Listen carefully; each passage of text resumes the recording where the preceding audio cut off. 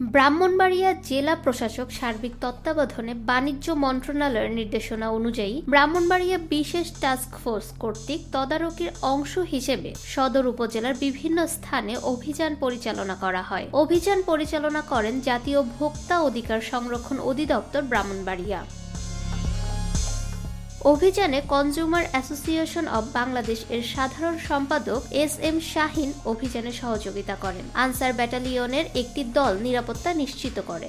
ভোক্তা অধিকার সংরক্ষণ অধিদপ্তর পরিচালক ইফতেখারুল আলম রিজভী বলেন, অভিযানকালে দেখা যায় তেল বিক্রয়ের পাইকারি প্রতিষ্ঠানসমূহ মূল্য তালিকা প্রদর্শন করছে না, ক্রয় বিক্রয়ের তথ্য সংরক্ষণ করছে না, কিছু ক্ষেত্রে প্রদর্শিত মূল্যের অধিক মূল্য গ্রহণ করছে। প্রতিষ্ঠানসমূহকে মূল্য তালিকা প্রদর্শন করা, ক্রয় বিক্রয় ভাউচার সংরক্ষণ, ধার্যকৃত মূল্যের চাইতে অধিক মূল্য গ্রহণ না করার বিষয়ে নির্দেশনা প্রদান করা হয় এবং সতর্ক করা হয়।